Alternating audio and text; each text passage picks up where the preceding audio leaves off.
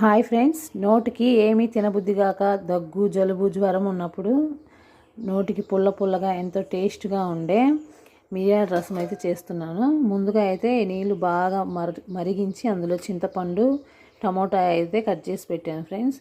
ఇప్పుడు ఈ రసానికి కావాల్సిన జీలకర్ర, వెల్లుల్లిపాయలు, మిరియాలు, ధనియాలు, ఎండుమిర్చి, కరివేపాకు వీటిని ఇప్పుడు ఫ్రై చేసుకోవాలి డ్రై రోస్ట్గా. ముందు ఈ మిరియాలు ధనియాలు అయితే వేసుకొని లైట్గా ఫ్రై చేసుకుందాం. జీలకర్ర కానీ ఇది నా స్టైల్ అయితే నేను తయారు చేసే రసం ఫ్రెండ్స్. ఇలా ఫ్రై చేసుకోవాలి కొంచెం లైట్గా. ఇప్పుడు ఇందులోనే ఒక 5-6 ఎండుమిరపకాయలు వేసుకుందాం. ఇంక మన రసంలోకి కారం సపరేట్ పని లేదు ఫ్రెండ్స్. ఈ మిరియాలు, ఈ 4-5 ఎండుమిరపకాయలే సరిపోతుంది. ఇప్పుడు ఇవన్నీ వేసి కరివేపాకు అయ్యి గ్యాస్ అయితే ఆపేద్దాం. ఈ వేడి చాలు, వీటికి మగ్గుతుంది. మీ దగ్గర రోలు ఉంటే రోట్లో దంచుకోండి. నేనైతే మిక్సీ పడుతున్నాను. మరీ మెత్తగా పట్టకూడదు ఫ్రెండ్స్, కొంచెం పలుకుగా ఉండేటట్టయితే మిక్సీ పట్టుకుందాం. ఈ విధంగా అయితే పలుకులాగా పట్టి రసం పొడి అయితే పక్కన పెట్టుకుందాం. ఇప్పుడు మనం ముందుగా వేడి నీళ్ళని నానబెట్టుకున్న ఈ చింతపండు టమోటా గుజ్జునైతే బాగా పిసికి రసం తీసి పక్కన పెట్టుకోవాలి.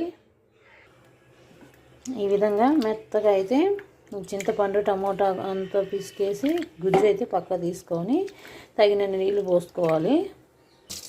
ఇప్పుడైతే పోపు వేసుకొని తాలింపు గింజలు, 2 ఎండుమిరపకాయలు, కరివేపాకు వేసుకొని ఇప్పుడు మనం ముందుగా రెడీ చేసుకున్న ఈ చింతపండు రసం అయితే పోసేద్దాం. ఇందులో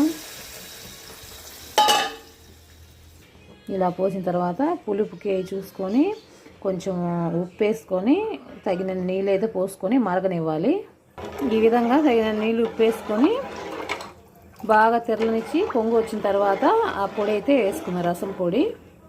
చూడండి ఫ్రెండ్స్, ఇట్లా తెరిలిన తర్వాత ఇప్పుడు మనం ముందుగా పట్టి పెట్టుకున్న రసం పొడి అయితే వేసుకొని కలుపుకొని బాగా తెరలనివ్వాలి. అంతే ఫ్రెండ్స్, వేడి వేడి టేస్టీ రసం అయితే తయారైపోతుంది. మా వీడియోస్ నచ్చితే మీరు లైక్ చేసుకొని సబ్స్క్రైబ్ చేసుకొని మాకు సపోర్ట్ చేయండి. మీ స్టైల్లో మీరు ఎలా చేస్తారో అని కామెంట్లో తెలియజేయండి ఫ్రెండ్స్. Bye friends.